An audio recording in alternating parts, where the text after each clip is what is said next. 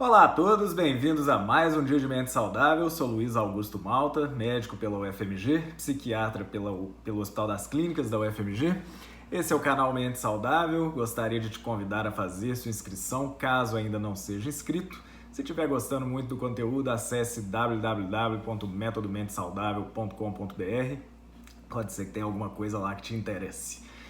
Eu prometi no final do ano passado que revisitaria alguns dos primeiros vídeos, uma época que eu ainda não dominava como hoje, a arte de falar para uma câmera, então ficaram vídeos um pouco enfadonhos, muito longos, muito cheios de detalhes, muito repetitivos, então eu quis dar uma olhadinha neles e falar especialmente do primeiro de todos, que é falando de sintomas ansiosos, falando da ansiedade patológica. Em alguns vídeos mais recentes a gente falou aqui de ansiedade num aspecto social, como que as pessoas precisam de alguma dose de ansiedade para serem funcionais, A ansiedade é uma coisa muito própria do ser humano, uns têm mais, outros têm menos, Uns têm ansiedade mais ligada à personalidade, outros têm ansiedade mais ligada a estressores ambientais, Tem gente que fica muito preocupado, por exemplo, quando vai fazer um concurso, quando vai fazer uma entrevista e tal. Enfim, a ansiedade é como se fosse o tempero da comida, Eu acho essa comparação muito boa. Então, tem comidas que são mais temperadas, tem umas que são menos, mas todas elas têm o seu encanto, O grande problema é quando a gente desenvolve um transtorno ansioso, E é sobre isso que eu gostaria de falar hoje, não no aspecto da apresentação do transtorno ansioso. Isso aí a gente já falou recentemente, quem quiser dá uma rolada aí para baixo no canal que vai ver.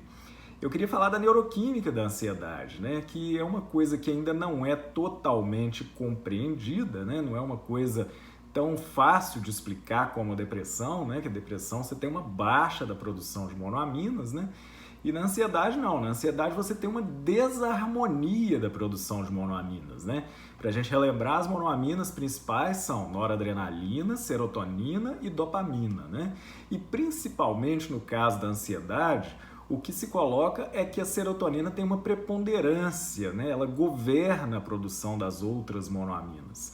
Então, quando você tem uma produção,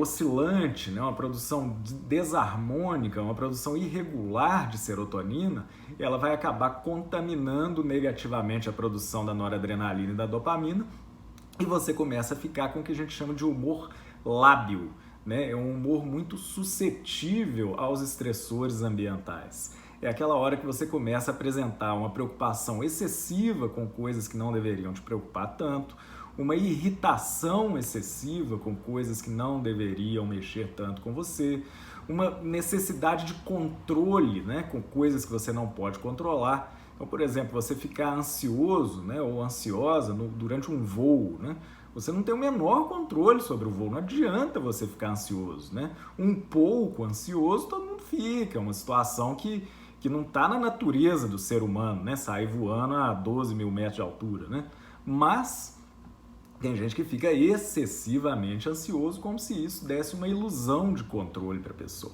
Então, o transtorno de ansiedade generalizada é isso, Essa produção desarmônica aí dessas monoaminas, Essa produção desarmônica das monoaminas, ela tende a uma exaustão, então essa produção é desarmônica sim, mas ela tende a ser assim, Ela vai caindo e os sintomas depressivos vão tomando o lugar de sintomas ansiosos. É a hora que a pessoa começa a se sentir desanimada, começa a se sentir sem prazer com nada, as coisas começam a não fazer sentido, mesmo que a pessoa não se sinta triste. A depressão é muito estereotipada, como aquela tristeza sem fim, aquele pessimismo com o mundo, mas ela começa com sintomas mais sutis, principalmente falta de prazer e falta de sentido, que são também características do transtorno de ansiedade generalizada.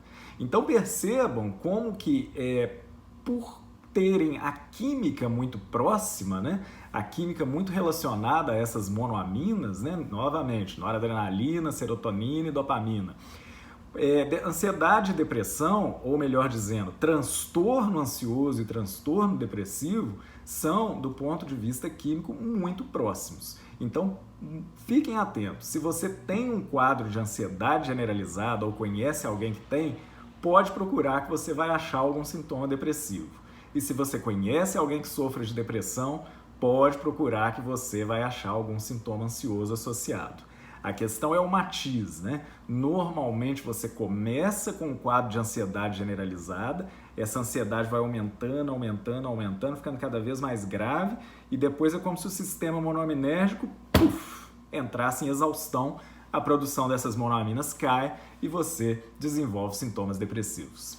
Espero que tenha dado para entender. A gente continua juntos aqui em 2021, espero que 2021 seja um ano melhor para todo mundo, né? Não vai ser muito difícil superar 2020, mas a gente continua juntos aqui às segundas e quintas-feiras. Muito obrigado a todos e até a próxima.